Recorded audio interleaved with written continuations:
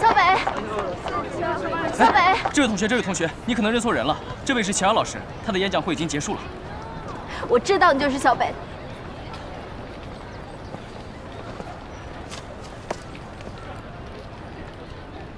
不好意思，你认错人了，我叫齐尔。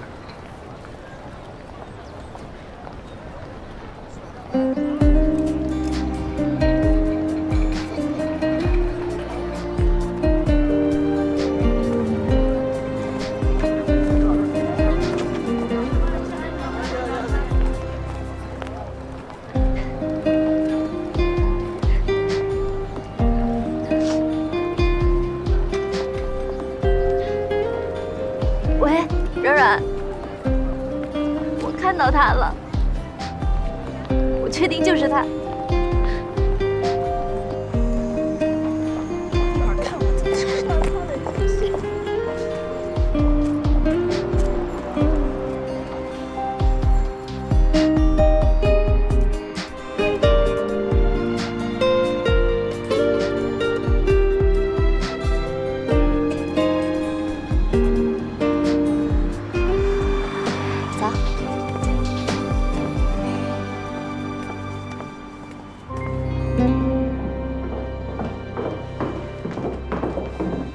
就是这儿，你确定在这儿吗？我看着他走进去的，这是以前于老师的办公室。周小北，周小北，你快点出来！你别以为我不知道你在里边。现在改的什么破名字妻啊？小北不好听吗？你出来，周小北！小北，我不知道你为什么要假装不是你自己，我也不知道你为什么要假装不认识我们。可我只知道，这5年来，我们都好想你啊。我们有好多的话想要跟你说。你不开门可以，我们就站在门口，我们就在这儿讲给你听。朱北，陈孝正把我甩了，他拿着曾玉的留学名额去了米兰，我一夜之间成了全校人的笑话。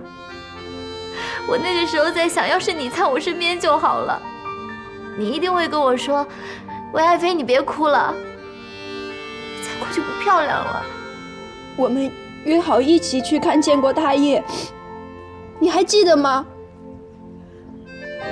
虽然你不在，我们3个都替你一起看了。我们买了4个人的电影票，还买了你的爆米花呢。还有照毕业照的时候，我们专门在中间给你留了一个位置，想等到你回来之后，然后让你穿上学士服，再补拍一张，然后我们再把你给 P 上去。小北，我结婚了，我给你发的我结婚的邀请函的邮件，我不知道你收到了没有。喜糖我还给你留着呢，里边是你最喜欢吃的酒心巧克力。还有啊，我老公啊，微微和娟儿都已经见过了。是个外科医生，以后我们看病啊，再也不用花钱了。都那么有钱了，还这么抠啊？我呢，也过得很好。小梅，我们不是说过要一起青春不朽吗？你都不在，我们怎么不朽啊？小北，我们想你了。你出来吧，就开开门吧。哈。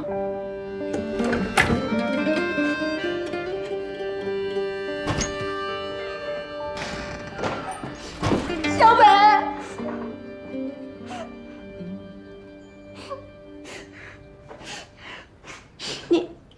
你是谁呀？太感人了。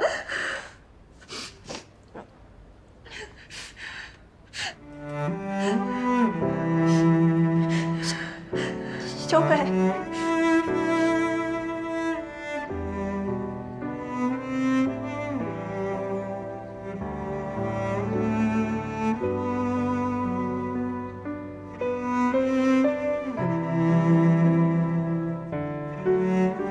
这样了，还说自己不是朱小北。爱妃们，想朕了吗？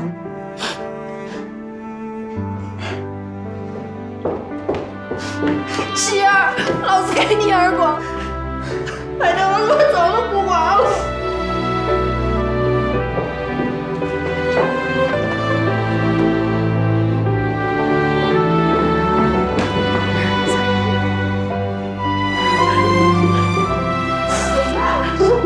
真好想你们。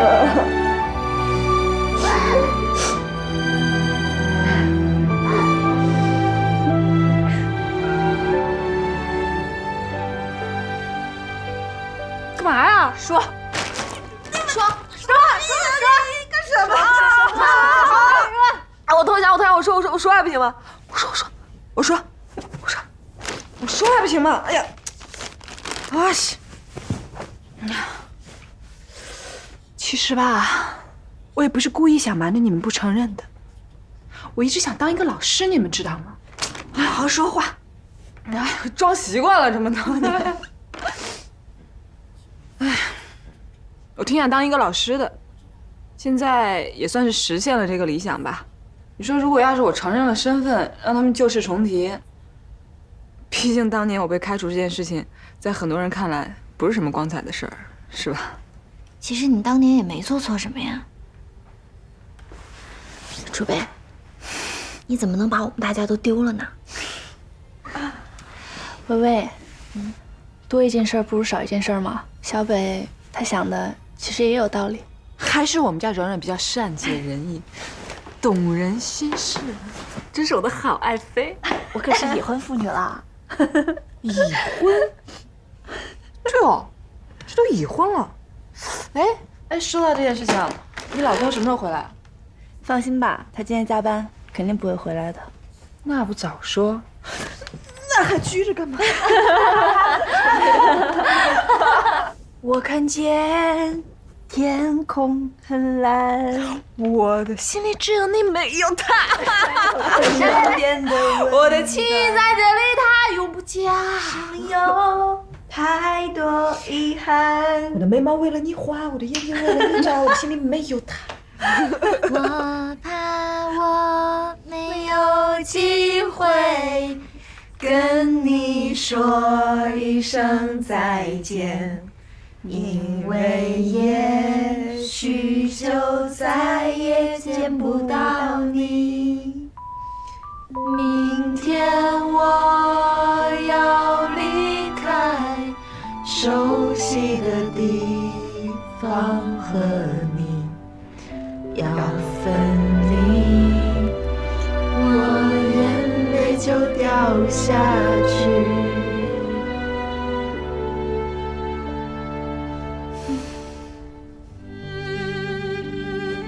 我是不是在做梦啊？好像坐了时光机，又回到原来的那个样子了。我们还是18岁吗？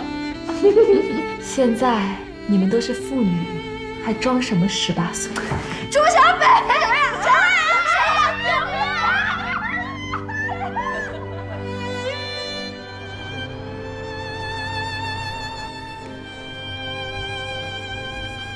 就这儿吧。你先坐，等我一下。好。你好，哎，你们老板呢？我们老板啊，我们老板在那边呢。开阳，哎，你给我站住！装什么大尾巴狼呀？那个，你今天怎么来了？走，带你见个人。谁呀？小北，朱小北。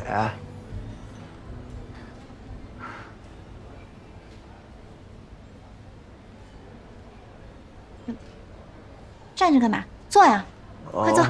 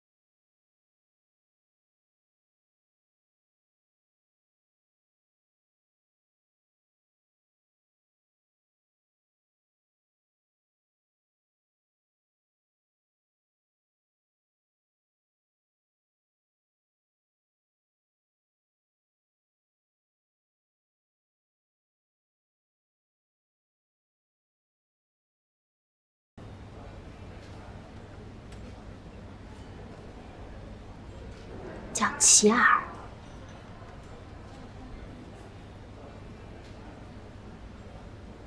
等等啊，悠悠，你别闹了。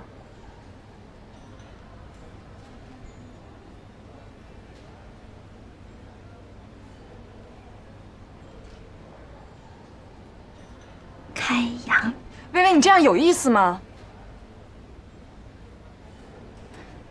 小北，你好不容易才回来，我真的不希望你。这就是我不愿意出现在你身边的原因。微微，你不要总是自以为是，觉得你做所有事情都是在对别人好。有时候你这种好，我根本就不需要。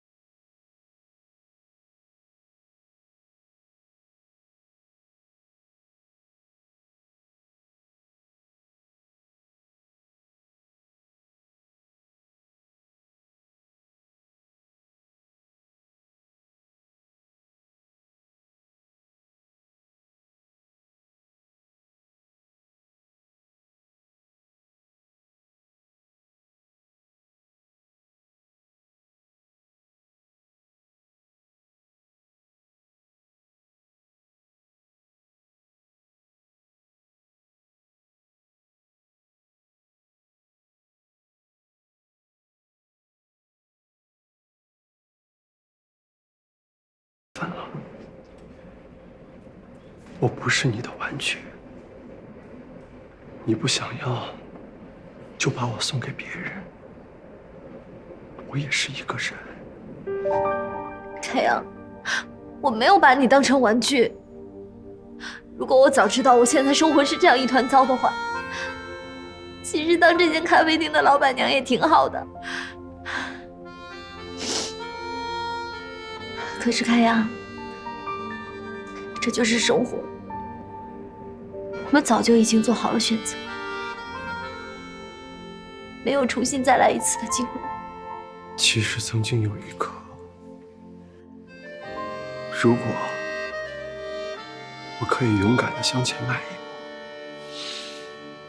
也许我还有最后一步的机会。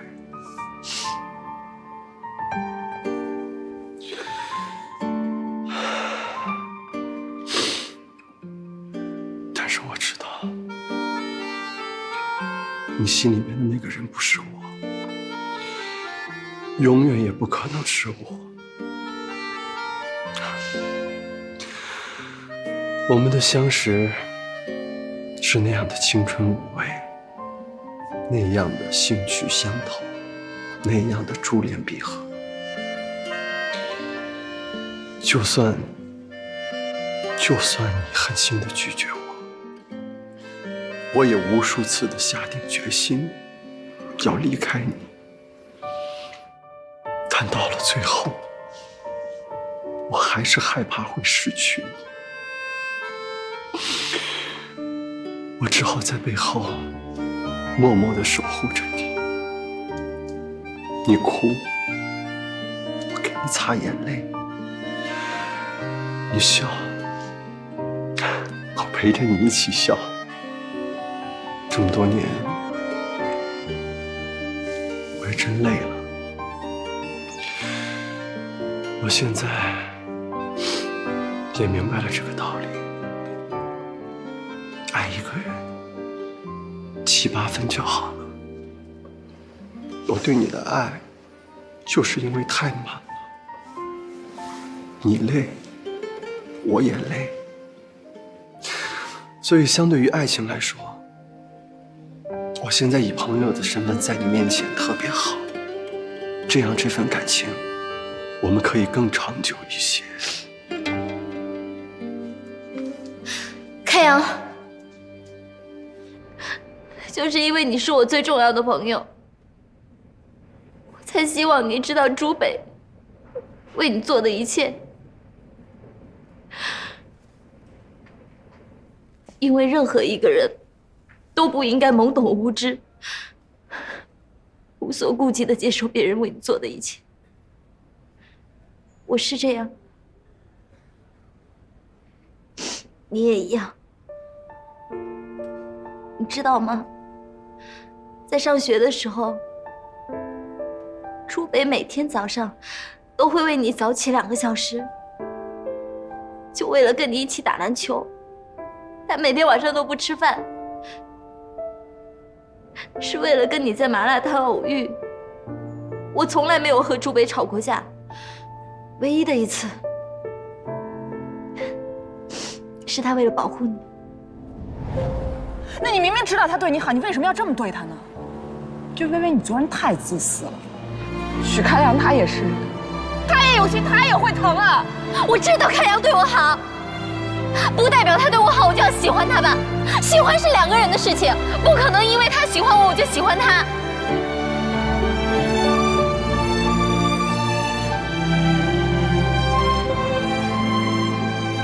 还记得你送给我的豌豆公主吗？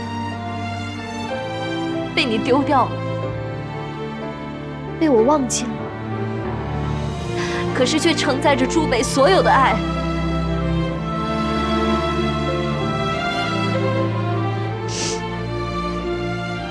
开阳，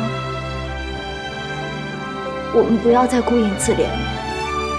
其实，在这条爱情的食物链里面，我不在最顶端，你也不在最底端。我说这些，不是想要给你指任何一条路，我是希望你能够明白，在这个世界上，也有人一直都爱着你。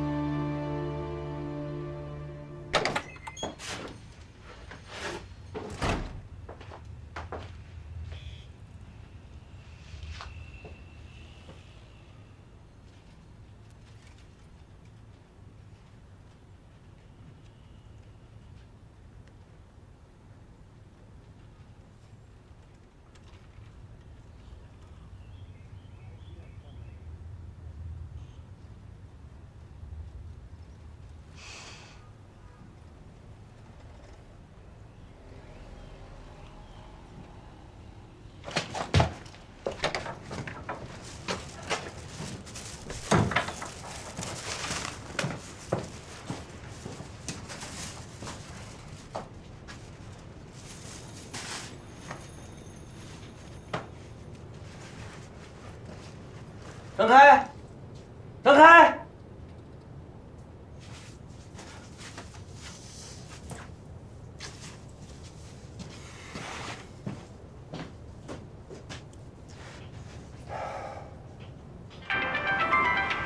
喂，魏娟啊，家门钥匙你是不是拿走了？对呀，但张开那儿不用钥匙，你找张开吧。那个张开他不在家呀，不知道去哪儿了。你在哪儿呢？我去找你一下。师傅，到夜4酒吧。好了，不跟你说了，我要去找何意了。喂！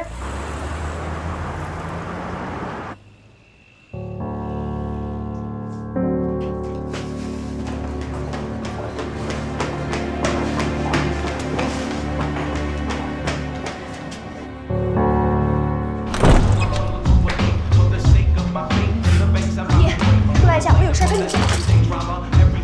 可以，我还说。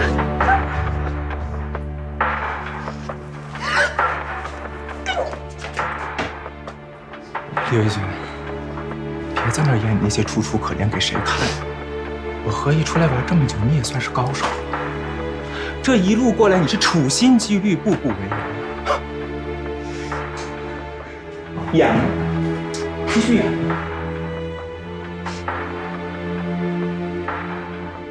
可以，我怀孕了。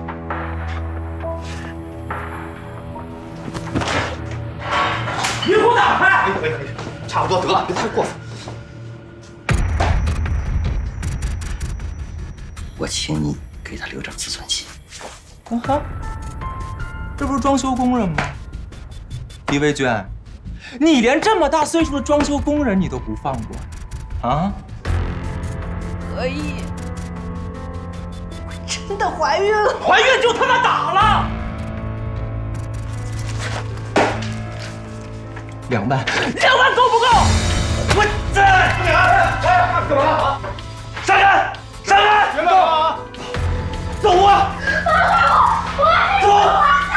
可以，我还没做完呢。哎，没事吧？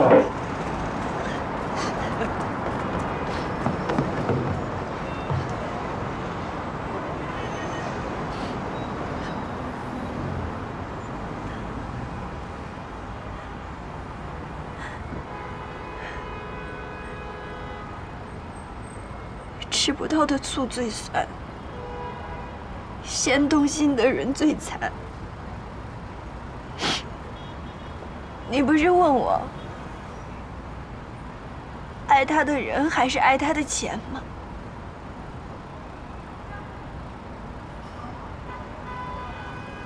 我现在就告诉你答案。起来吧。我爱的是他的人。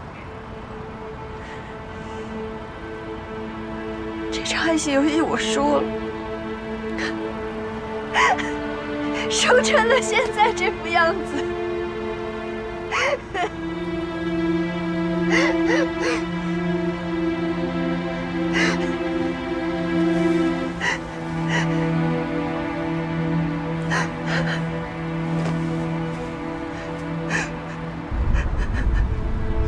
走吧。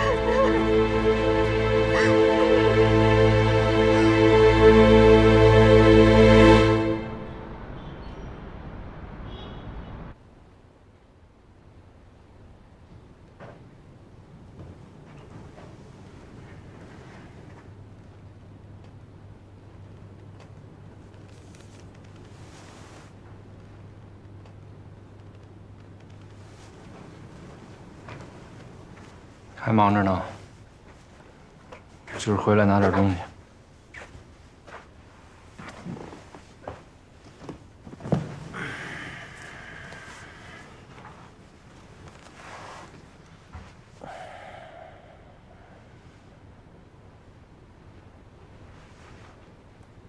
做剧场设计图呢？啊，周总说让我多了解一下这方面的东西。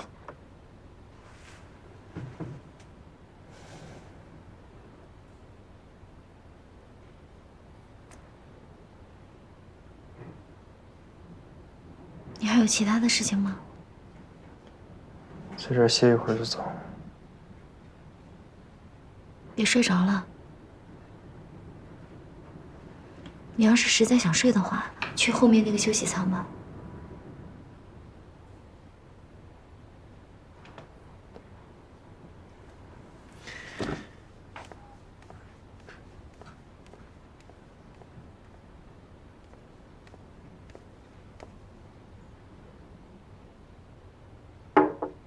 喝点热茶吧。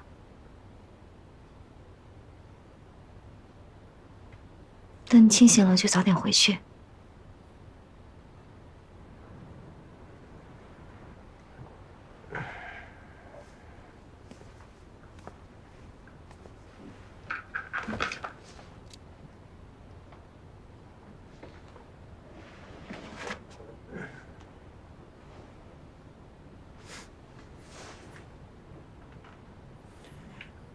你知道吗？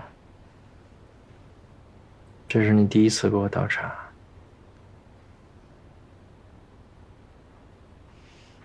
上学的时候，热水都是我给你提到楼下，你的饭盒都是我给你洗的。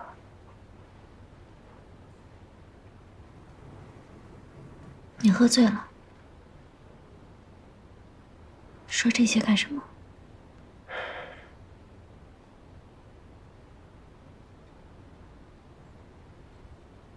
时间过得好快啊，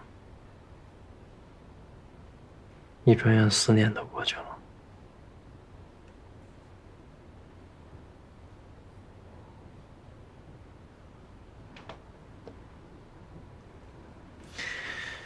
也许你说的对，我喝醉了，可是我真的太害怕自己清醒了。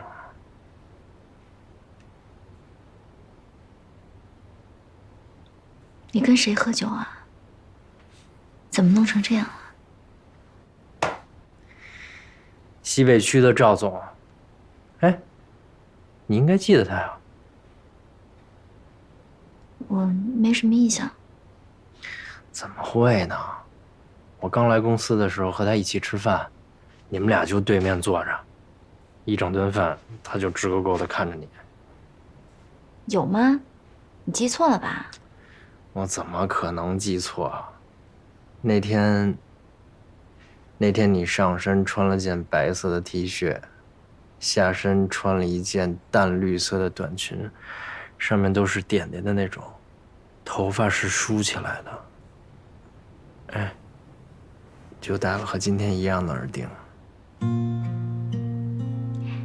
那也是大半年以前的事情了吧？怎么现在还记得？再说了，一般那种场合，你都没有正眼看过我呀。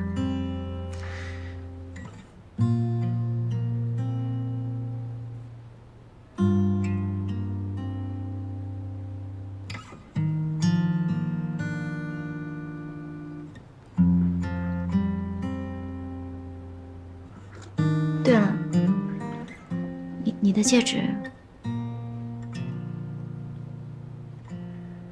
不重要了。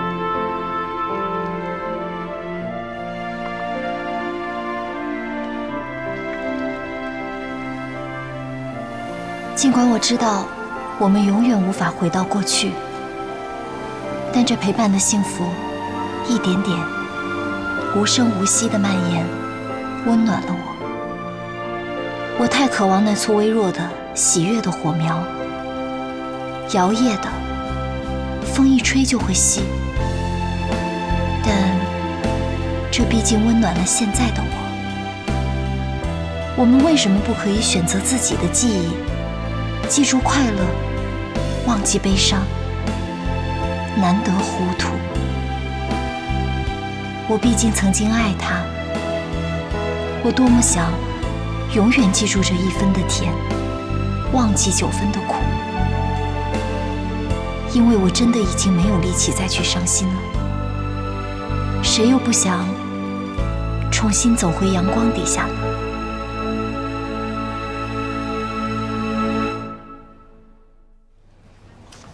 不得不说，你现在的工作效率真是惊人。这些资料没有那么重要，就是想让你先熟悉一下。您不是说了让我工作再努力一点吗？怎么，晚上要加班了？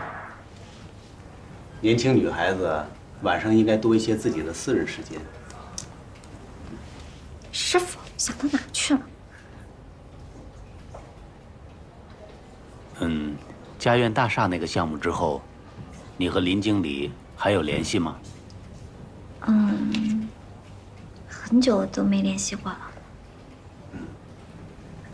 虽然你们是青梅竹马，他对你也挺上心的，但是人太精明，也许不是最好的感情归宿。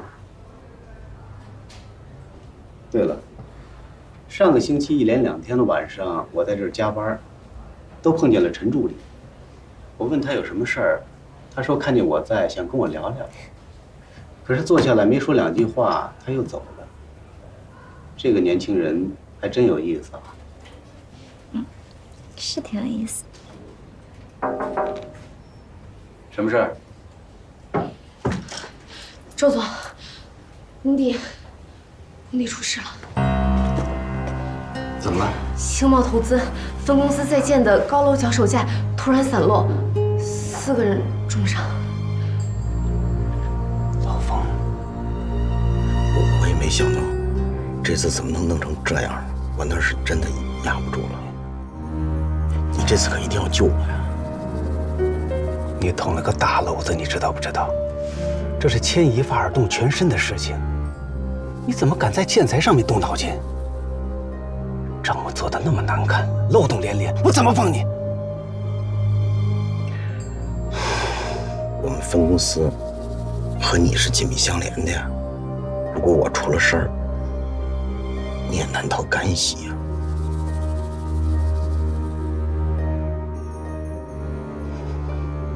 我知道，我会找一下开阳建材的徐总，聊一下这个事情。你以后一定要小心啊！我小心。慢点，慢点啊，慢点。周总啊，你们可来了。情况怎么样？有几个伤的？重伤了几个，还有几个轻伤，2个正在抢救。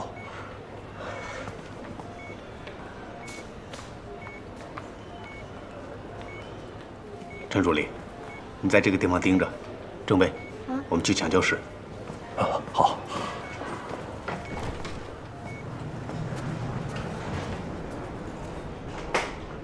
师傅，抽烟是解决不了任何问题的。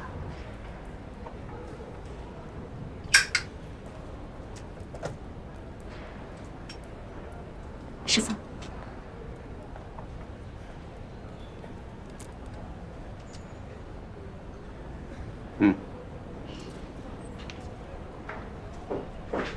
周总，徐总，郑秘书，你先到里边看看。好。周总，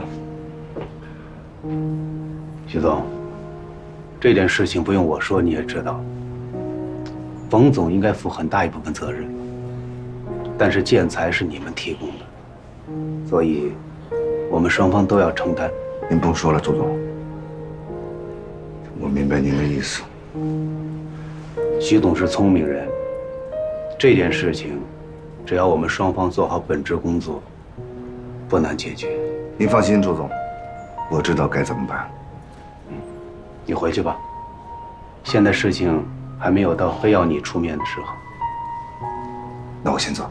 好。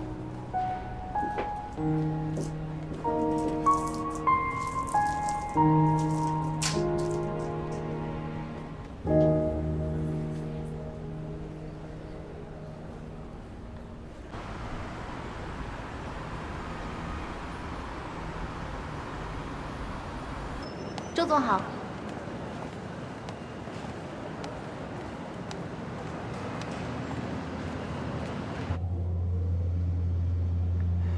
星茂的林经理最近在忙什么？我上次不是跟您说过了吗？我和他很久都没有联系了。这次工程问题的调查主要由他来负责。你们从小一块长大，以你对他的了解，他会怎么报？我也不知道。我们希望项目经理在调查事故呈报投资公司的时候，能够做到得饶人处且饶人。但是我们这种愿望，项目经理本人并不一定知道，所以需要有人把我们的意思传递给他。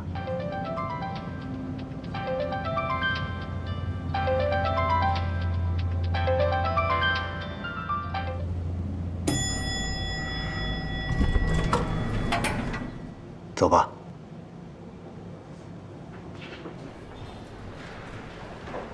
周总好。周总。哟。林经理，原谅我的不请而来。我有给您的秘书打电话，他好像很忙，没有听我的电话。我手机静音了。他不接电话，也许是希望谁都不要为难。林经理，请。不用了，我这次来只是想了解一下项目工程的安全事故的，卓董想问下贵公司打算怎么处理。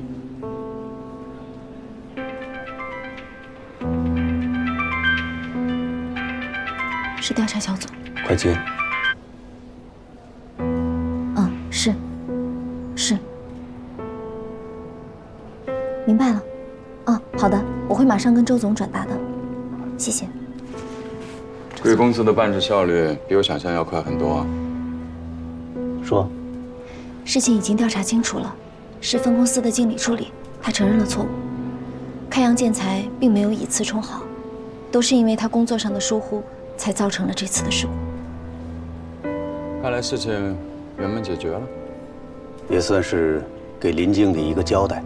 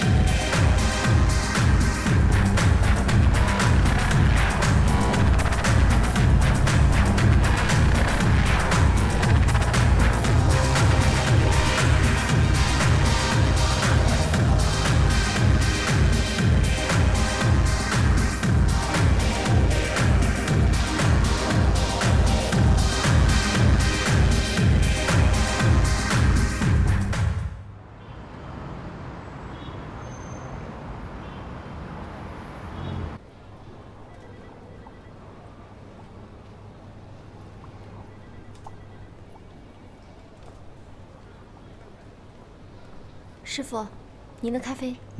好。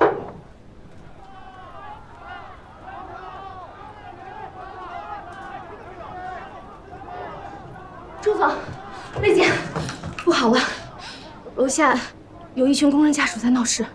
闹事？该赔偿的不是已经赔了吗？说是什么呀？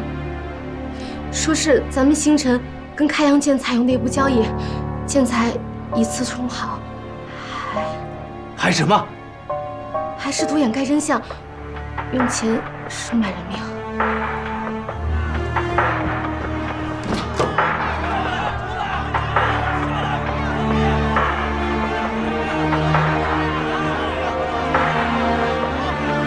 星辰的事你怎么看？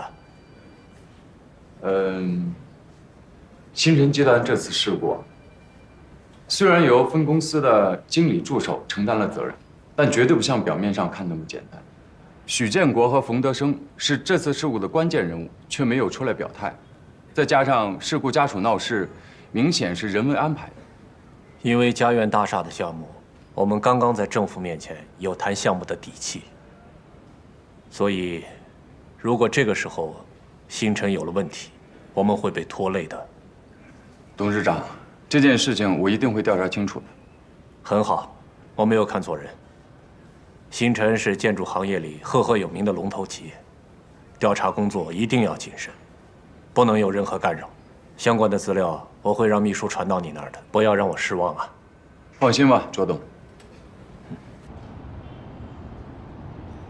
对不起，您拨打的用户暂时无法接通，请稍后再拨。Sorry, the subscriber you dialed.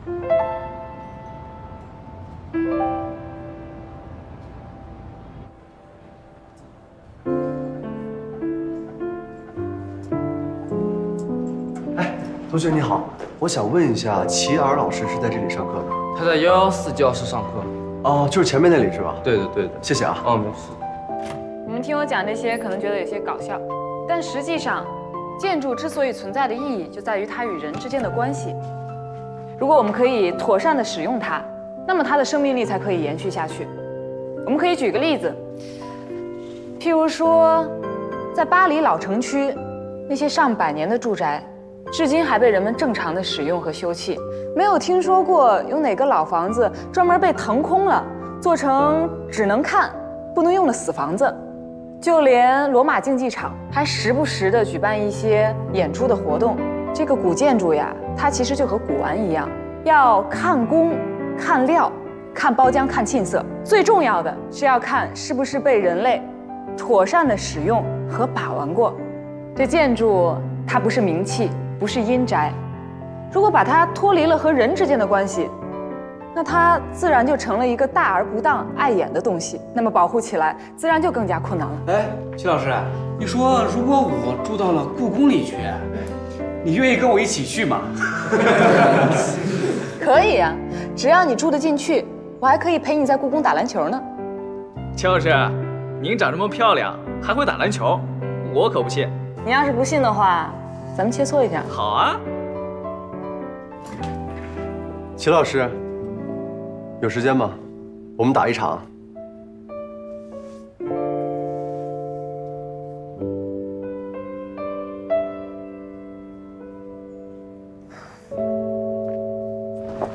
哥们儿，哥们儿，朱小北，齐尔，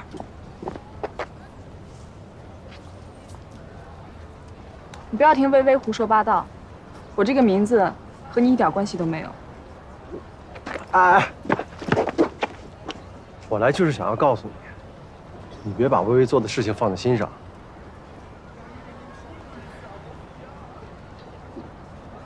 你为什么要叫齐尔？到底跟我有？跟你一点关系都没有。刚才不是说了吗？齐儿2个字是软软的软拆开了写，我叫齐儿只是表达对阮爱妃的思念。如果你想打篮球，那我随时欢迎，只是最近有点忙，以后再说吧。你到底忙什么呀？连跟老同学打一场篮球的时间都没有。你看你现在这个样子。喂。哎呀，行了行了，我知道了啊，一会儿再说。许公子也是挺忙的呀。我再忙，我也有时间给你打篮球啊。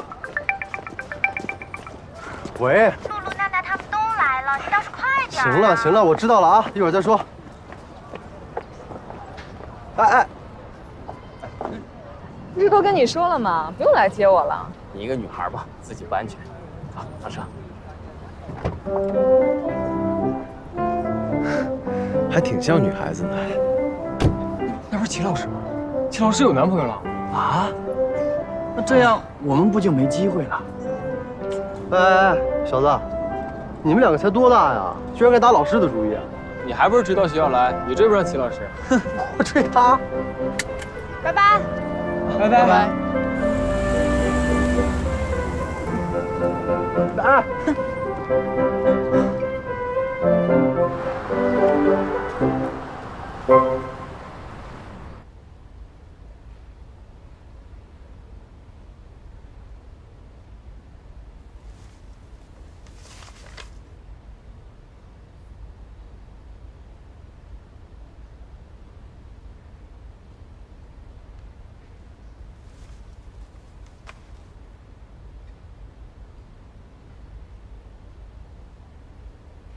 晚上有时间吗？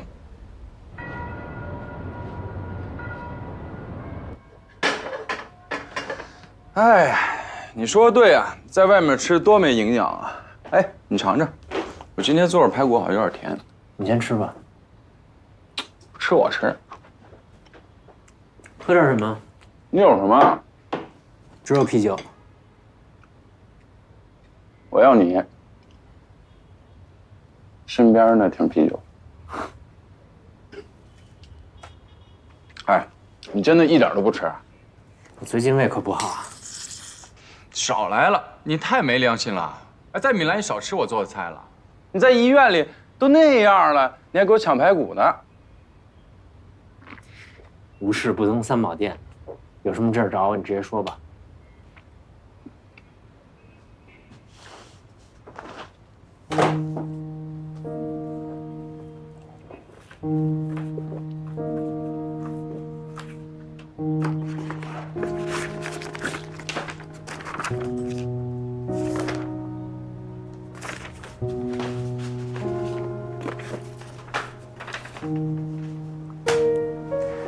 看来你一点都不惊讶。哎，你喜欢我的花吗？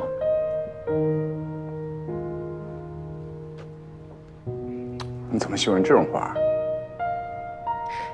这是黑玫瑰。我第一次见到它的时候是在米兰的一家花店，当时那个老板告诉我，他的名字叫绅士的燕尾服 ，Gentleman's Tuxedo。后来别人告诉我说，其实他真正的名字叫向内心的黑暗投降 ，Surrender to your inner darkness。你不觉得这个名字有点意思吗？你知道我今天来是为了许建国和冯德生。我一直觉得，其实每个人的内心都有自己的黑暗面，不管你承不承认，它就在那儿。就像一头在你内心深处的野兽，一旦你刺激了它的肾上腺素，它就不甘心被困在笼子里。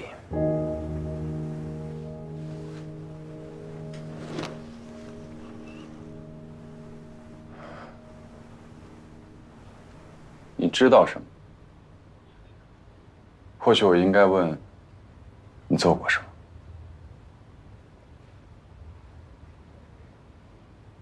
把自己内心的黑暗面，在适当的时候，向该展现的人展现，即便用了一些小手段，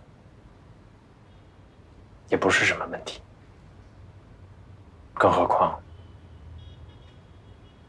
我真的什么都没做。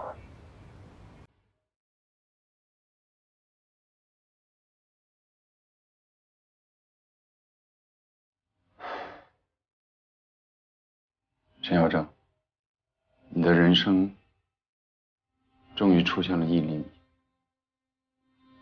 甚至10厘米的误差。上学的时候，我的教授曾经告诉过我们，任何建筑都允许存在合理范围之内的误差，只要它建得足够牢靠，这个误差就不足以导致这个大厦的崩塌。明白。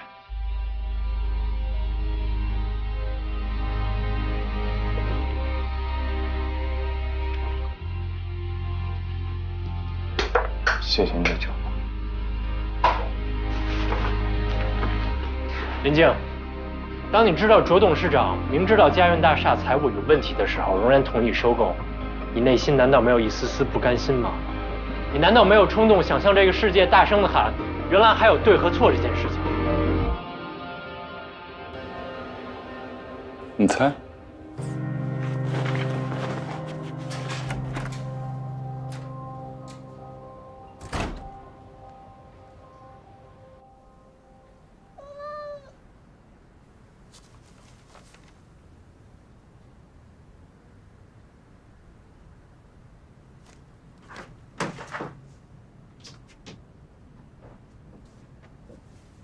舒宝，看什么呢？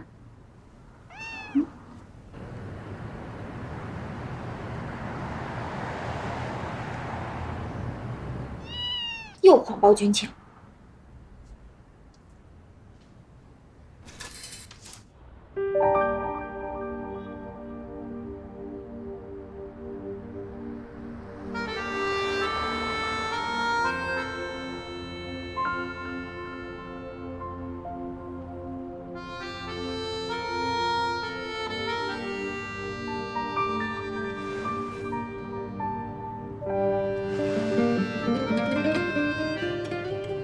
任涛，我这里有些东西，你或许会感兴趣。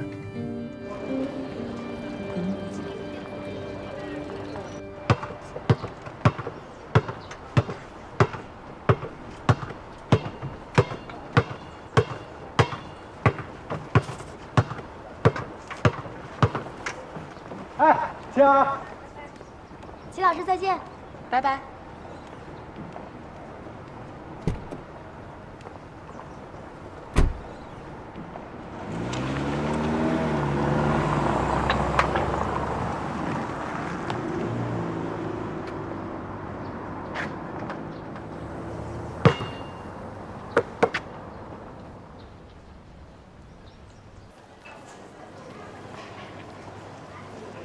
微微，你放心吧，小北答应我了，他会来的。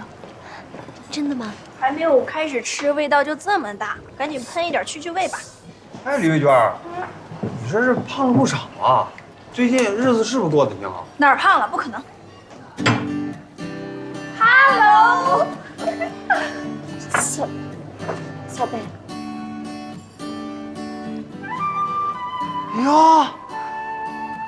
呀！这不是朱小北吗？这不是张开吗？哎，你死哪儿去了？快，让我抱一下！哎，救命啊！你想死我了，你知道吗？就你现在这样，你张哥我都认不出来了。哎，不是他上学的时候不是这样吗？现在变成这样了，我早知道上学时候我追他了。够了啊！人家齐眼好不容易回来，你再给人吓走了。好啦，老张，快让小北坐下吧。哎，快坐。哎，那句话怎么说来着？如果一个新女性，又漂亮又漂泊，又迷人又迷茫，又悠游又优秀，又伤感又性感啊，又不可理解又不可理喻，那绝对不是别人，那就是他。你以为你是大才子李敖呢？哎呀，我说，李敖才子，都这么多年了，你们家的胡一梦找到没有呀？切，哎，我跟你们说啊，要是哪个女朋友跟了我，那真就是暴殄天物啊！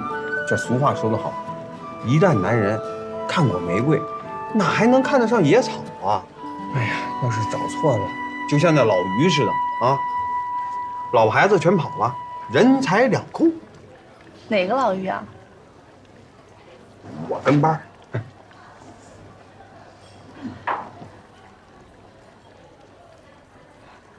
小北，我那天我说啊，都这么多年了，从上大学到现在，每一次见面都是吃这个火锅，就不能来点新花样吗？同意，我刚刚就这么说。Give me five。哎，你说这时间过得确实挺快的啊！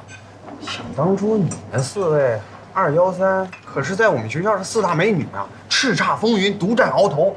可今天，全落在我老张手里了。哎，等会儿一个个的啊，都让我抱一下，听见没？现在开始。哎，干什么？来，你臭美们，找死啊！我跟你讲，这3个大美女可都是我的爱妃，是吧？是吧？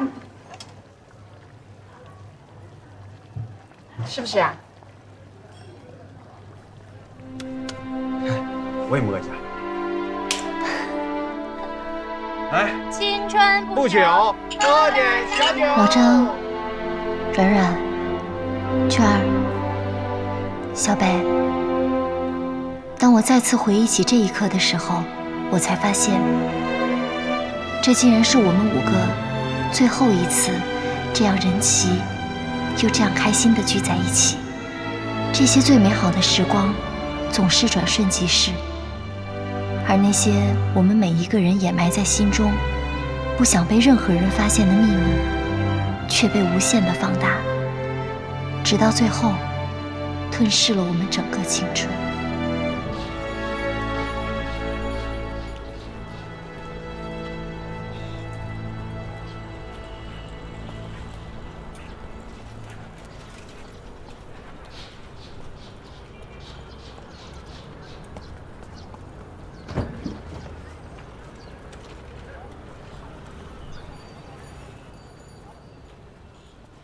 老艺人有在，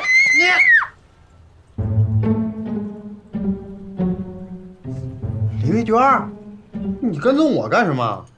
谁跟踪你了？自作多情。那你来我家干什么？这在哪儿呢？没事，老于，你回去吧啊。李慧娟，你进来一下，我有话跟你说。哎，老于，这他是。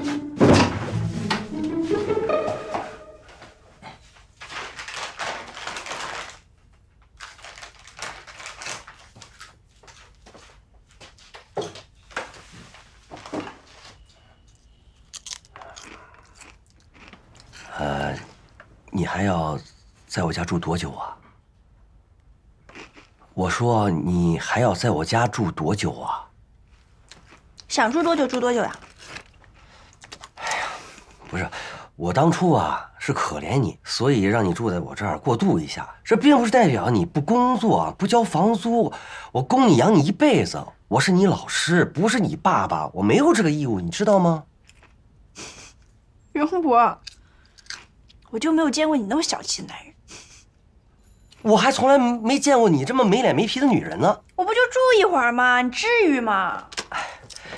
李桂娟，你看啊，你这都快30岁的女人了啊？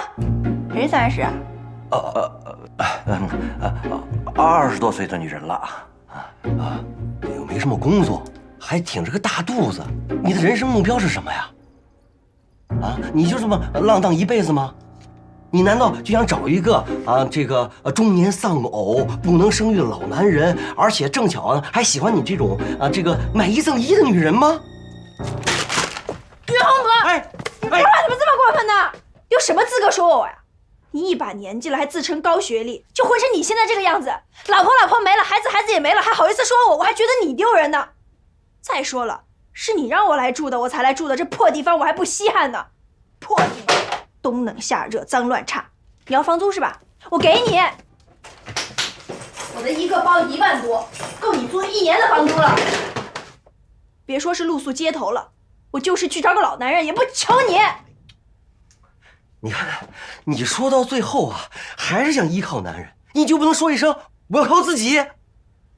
关你屁事儿！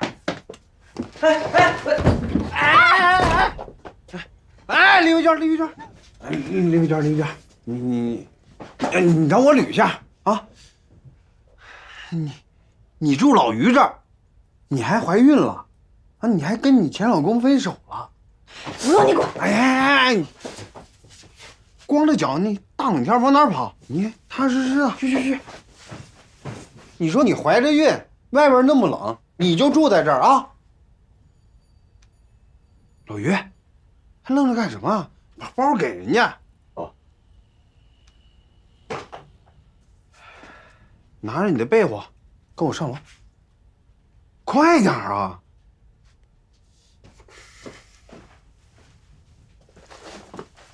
快点！哎，你说你老于，你那边住着，你怎么不早告诉我？前2天跟我一起挤着睡，还说闹耗子，哪来这么大耗子啊？快点！去，准备上了，准备上了，让我是吧？来，咱们玩手呗。再见。输了，你俩，那我快点吧。交杯，来个交杯。都是。感觉是有点差。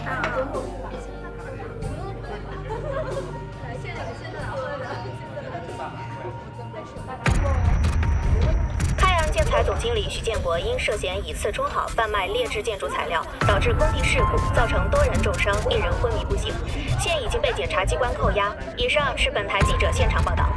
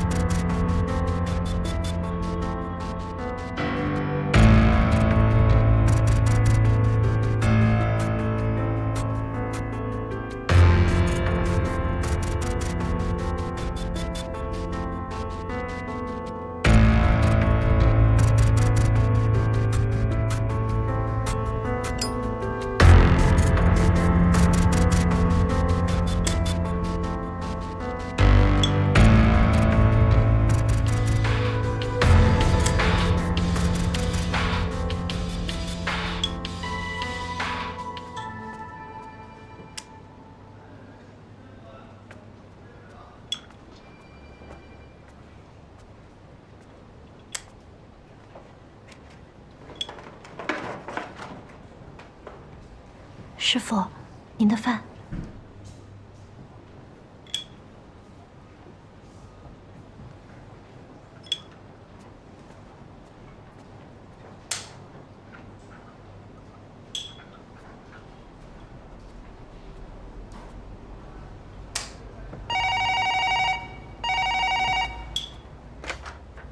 喂，你好。喂，你好，我找周总。周总他出差去了。那你帮我转达一下，下周一我来公司找他。好的，我会替您转达的，谢谢。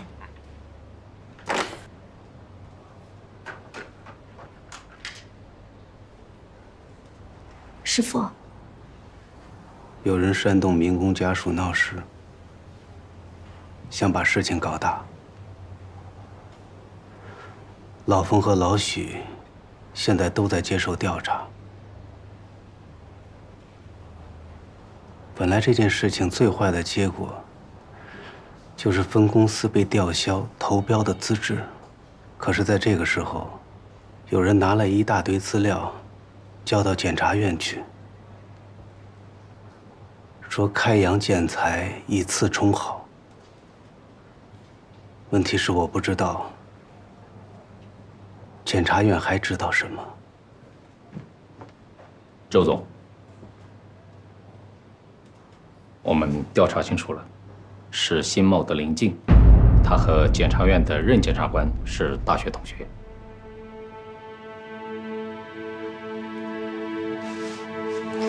周总，我先出去了。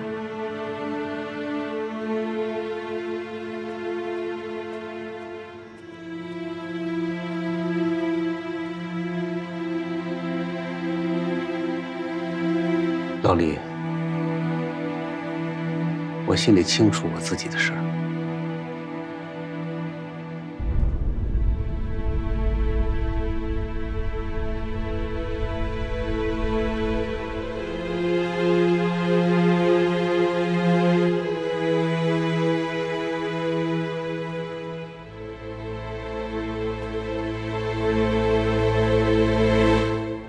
干嘛愁眉苦脸的？本来抬头纹就重。师傅，还在纠结你跟林静的关系啊？师傅，我真的很久都没跟他联系了，我不知道怎样才能让他帮我们。我知道，我都知道。你来公司没2年，就碰上了这样的事，吓坏了吧？啊？也一定长了不少见识。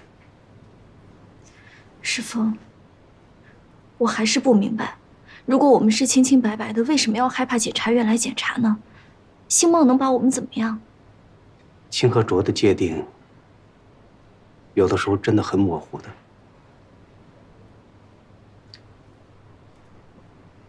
坐吧。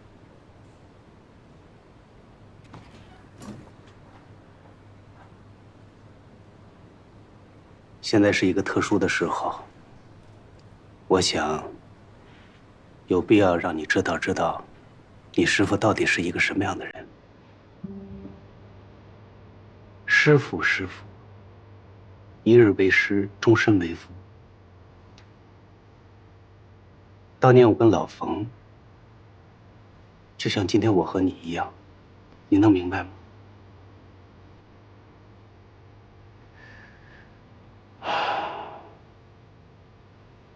这么跟你说吧，老冯说的没错，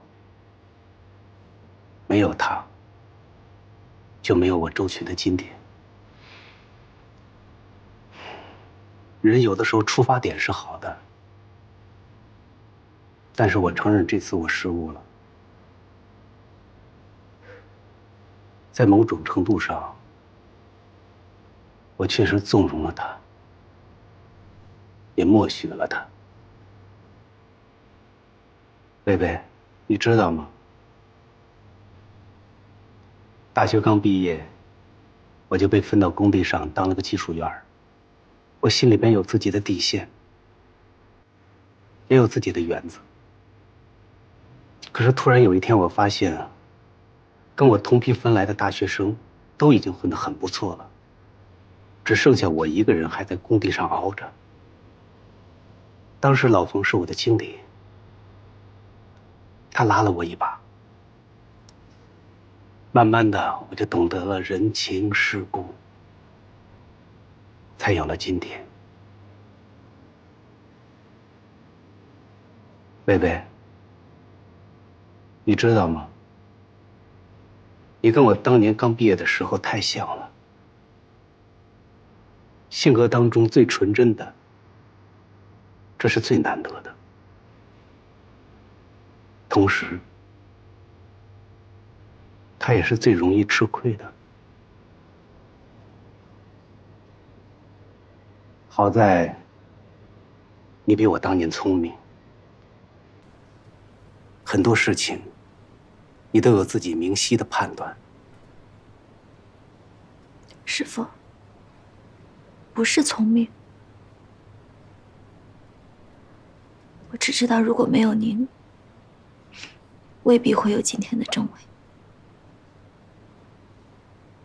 只是您今天出了这样的事情，我却不知道我怎么样才可以帮到你。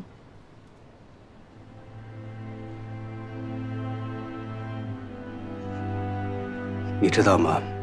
刚才老李给我提了一个荒唐的建议，他说，我们可不可以利用郑薇和林静以前的关系？我拒绝了他，我说这是不可能的。我也知道，林静和检察院的任涛是大学同学，在星茂的卓董事长面前也能说得上话。但工作是工作，我不会让你去做任何违心的事情。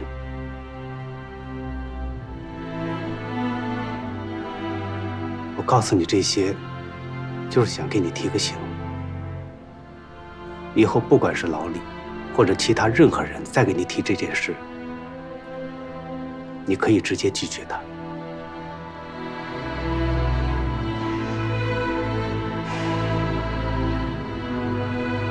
工作归工作，生活还是要继续的。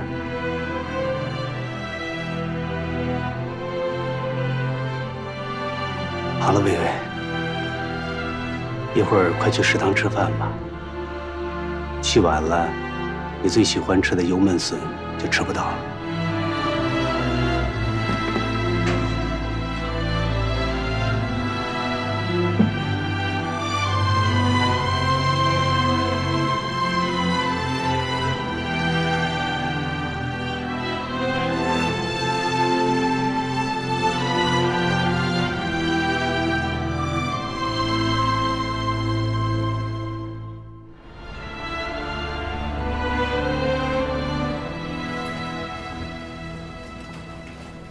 师傅，您看这个位置，我觉得可能需要再斟酌一下。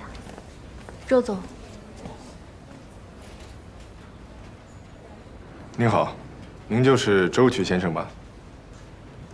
是的。请配合检察院的工作，协助调查，并将贵公司近5年的财务档案移交审查。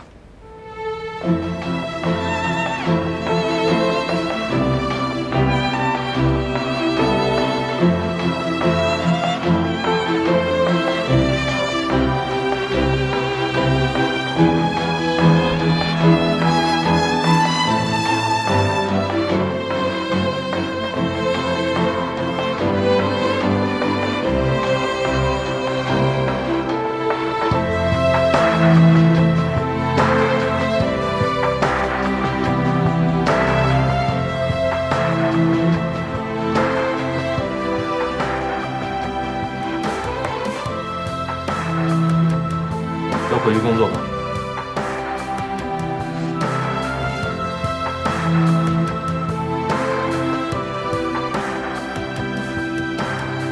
师傅他会没事的，是吗？检察院会尽快给我们答案的。于董事长回来了，他总算回来了。出了这么大的问题，我们越是要把星辰撑下去，不能叫外人开笑话，知道吗？陈助理，现在由你代理项目部经理，暂代周琦掌管项目部所有的项目，但是所有的一切项目的进展，随时向我报告，懂吗？好的。小郑，你在周琦身边，你熟悉工作，暂时帮帮陈助理。还有一件事情很重要，在这种关键的时候，一定要保住新茂的投资。如果这种时候出了问题，公司会很难看，知道吗？我明白，董事长。阿正，不要让我失望。好的，董事长。你们去忙吧。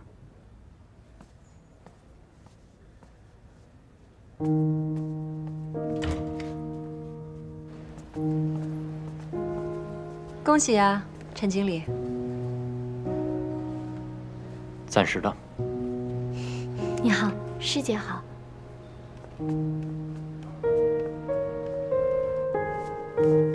董事长，什么事儿？周总被调查的事情被其他公司爆出来了，现在我们公司的股价大幅度下跌，15分钟已经跌停了。董事长。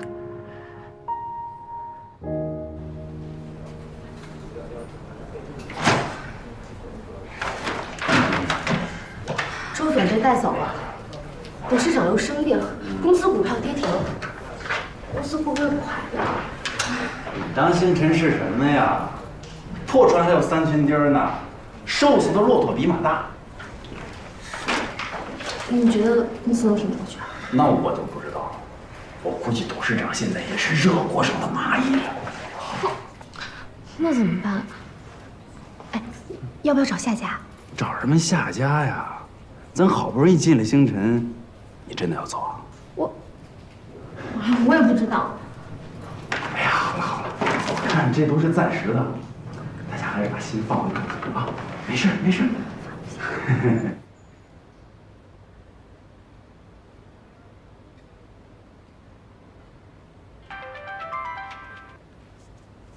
喂，圈儿。喂，许公子家里的事儿你听说了吗？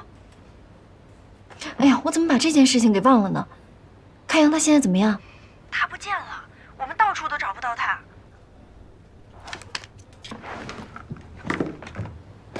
开阳，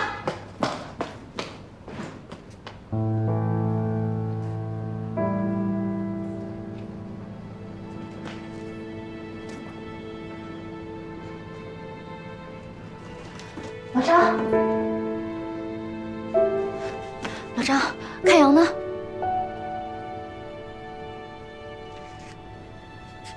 我不知道。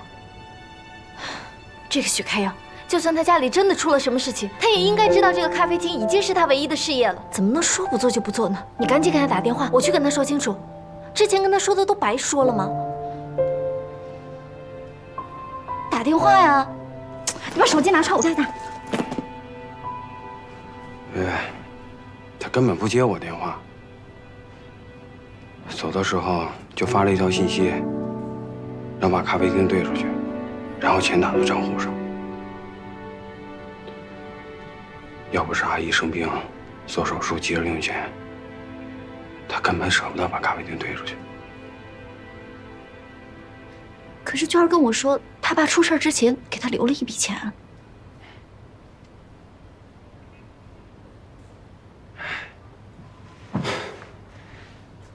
根本没这笔钱，这笔钱1年前就被他偷龙转凤提了出来，接手这间咖啡厅。可是这家咖啡厅不是一直在赚钱吗？你看看，装修成这样，每天就靠卖1、2杯咖啡，像个赚钱的样子。如果我要想收支平衡的话，我每个月的营业额要达到17、18万。所以今天你这杯咖啡我不收你的钱，我已经收入了2万多了。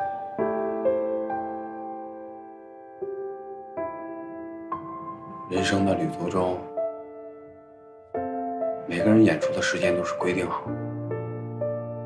该离场的时候，就算你再舍不得，你都要离开。既然是兄弟，他觉得值得，我就觉得值得。大不了重新再来呗。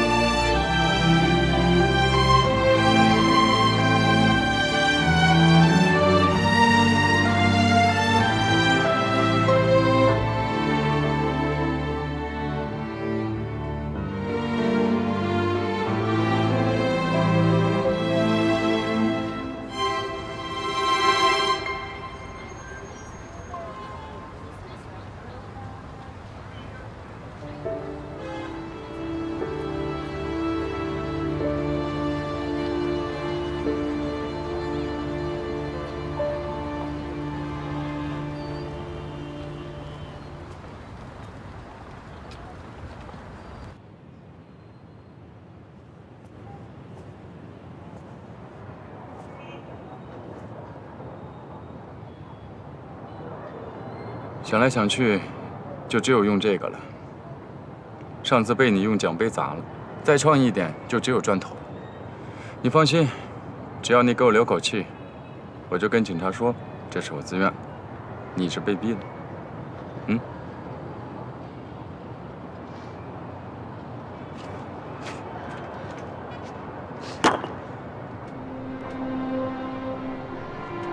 煽动民工家属，搜集资料，把所有的问题扩大化。开阳家破产，我师父被抓了，都是你造成的，对不对？对，周琦的资料是我调查的。我作为星茂的项目经理，我有责任调查我们投资的公司每一个项目。更何况这次事故因为伤者家属的原因引起这么大的社会关注，每个人都要为自己做错事负责。这就是这个社会的规则。那你知不知道我师父他是顾及旧情，包容他的老领导？郑武，就是因为这个包容，才给星辰集团敲响警钟，才给工地安全致命的一击。现在躺在医院里受伤的4个民工，他们就是周渠包容的牺牲品。如果我们坐视不管，这不仅会让这几个民工和他们的家属痛苦一生，更会让星辰集团每个业主都痛苦一生，你知道吗？我不听这些大道理，我只知道他们一个是我师父，一个是我的好朋友。